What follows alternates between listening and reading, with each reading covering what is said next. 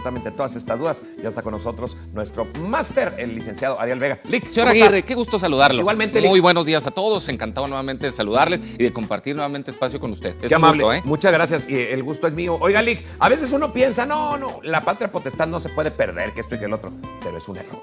Así es correcto. Y es que justamente el pasado lunes 25 de julio del presente año se emitió un comunicado por parte de la Suprema Corte de Justicia en donde se anunció que la primera sala de este organismo emitió una sentencia, un nuevo criterio con el carácter de obligatoriedad para todos los jueces que deben de atender y aplicar en los futuros casos que se lleguen a presentar. Y la primera sala de este Suprema Corte de Justicia estableció que es procedente, es válido, es legal y es constitucional suspenderle la patria potestad a un progenitor que esté impidiendo sistemáticamente las convivencias con el diverso progenitor, que no es violatorio ni del artículo 4º constitucional, ni de la Convención Americana de los Derechos Humanos, ni del Pacto Internacional de Derechos Civiles y Políticos. Pero si les parece bien, vamos desmenuzando un poquito más. Sí, porque ya habló en términos muy, ¿verdad?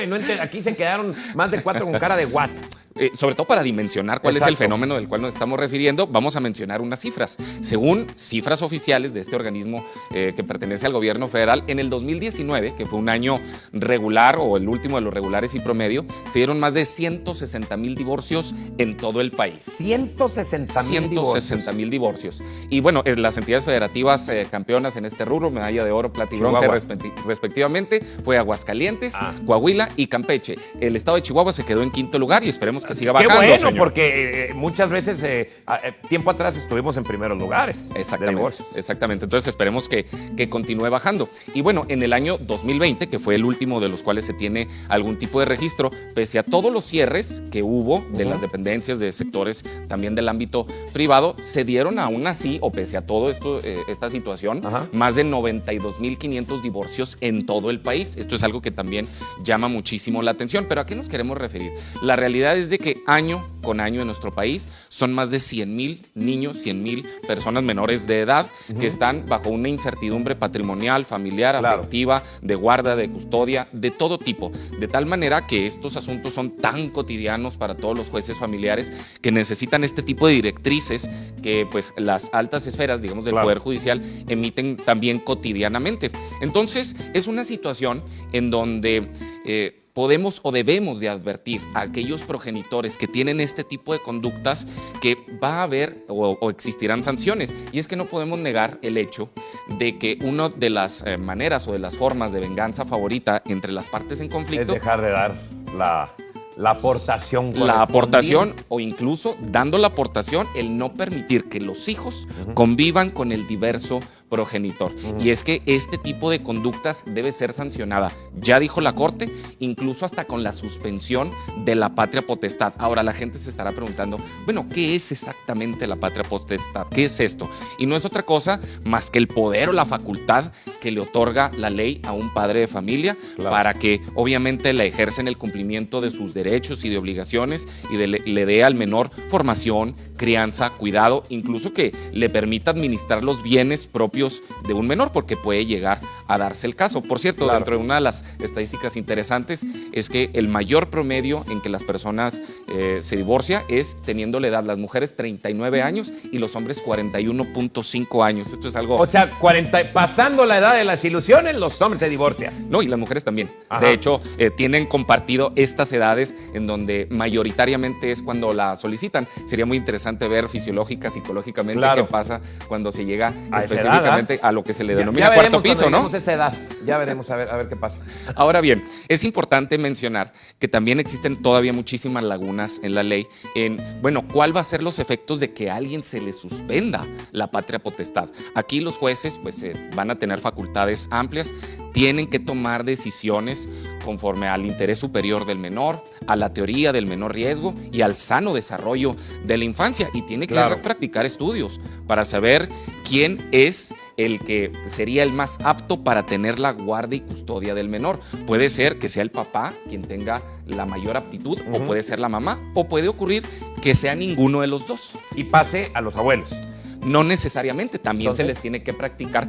Si seguimos nosotros un orden, en los que establecen los códigos civiles de cada una de las entidades federativas, podemos entender que son los abuelos maternos.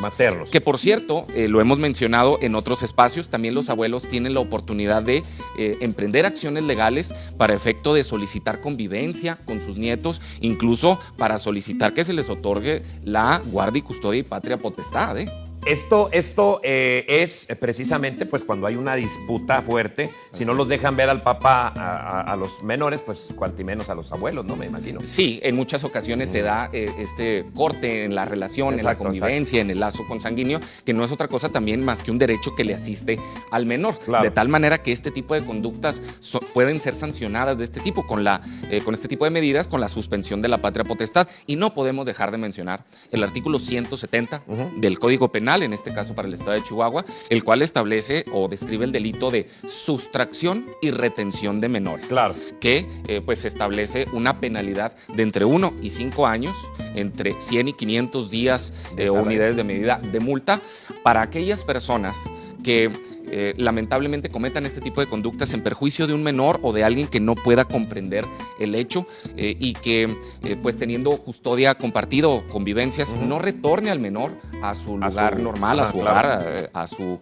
digamos sí, lugar natural en donde en este momento reside. Claro. También pues para aquellos que lamentablemente lo sustraigan incluso de la ciudad, del estado o hasta del país, es constitutivo de un delito, y estoy convencido que cada una de las entidades federativas tienen también estos tipos penales para sancionar severamente a aquellas personas que lamentablemente están cometiendo esta conducta, que en el afán de una sed de venganza con el diverso progenitor o con la otra parte, son los hijos siempre. Exactamente, le cortan a los hijos la posibilidad de seguir teniendo estas convivencias, de tal manera que en los sucesivos casos que se lleguen a dar son los jueces familiares quienes deben de determinar la idoneidad de quién puede tener o quién es el más apto para tener la guarda y custodia de los menores, e incluso aplicar sanciones dentro de su ámbito de competencia, como la suspensión de la patria potestad, si es que esta conducta es recurrente. Lic, este tema es muy escabroso y me imagino que ya mucha gente ahí en casita